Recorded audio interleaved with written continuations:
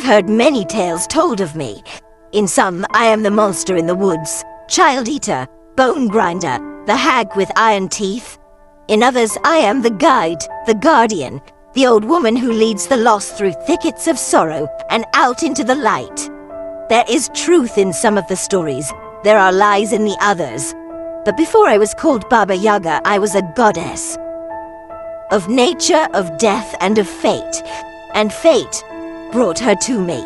Her name was Nina, a sweet pale thing with trembling hands and eyes too wide for her age. She lived with two devils who wore human skin, her step-parents. The villagers called them Carol and Liza. He with a voice like rotted wood. She with a smile that never reached her eyes. They dressed Nina in pretty clothes and spoke gently in public, but when the doors closed, you could hear her crying through the trees. One day, they chased her. She had broken a plate or spoken out of turn. I no longer remember. But she ran through the woods like a rabbit running from fire.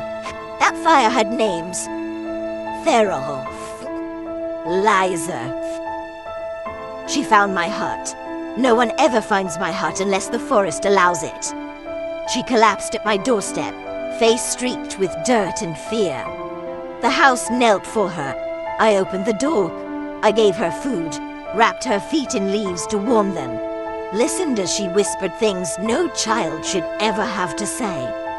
I don't want to go back, she said, and I believed her. My old heart, cracked and cold, now ached.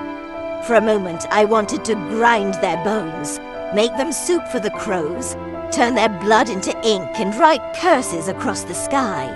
But Nina was too kind, too full of light. She looked at me with hope, and I could not show her my darkness. So I smiled with teeth like rusted keys, and I said, let me give them a gift, something special, a magic that will make them better. She blinked at me. Innocent, right forth. And so I crafted a box from birch bark and bone. Inside, I placed a creature of my own making, a beautiful owl, white as snowfall, radiant as the moon.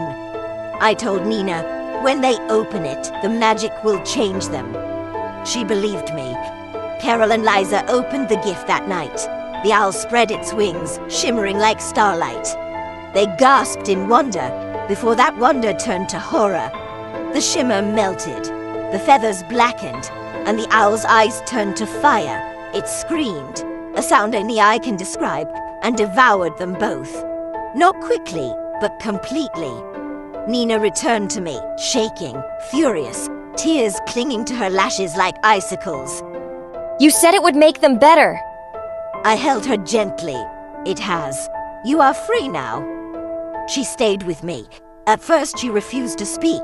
Then she asked questions about herbs, about the moon, about why the fire in my oven sometimes laughs. She no longer cried when the house walked. She whispered to crows. She learned my spells.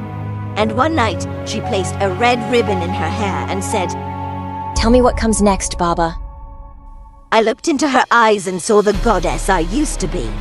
Now they tell new stories in the villages, of a girl who walks with the old witch, of how the two of them protect the forest, of how they punish the wicked. They don't dare speak her name, but I will. Nina the Wise, my disciple, my flame, my gift to the world.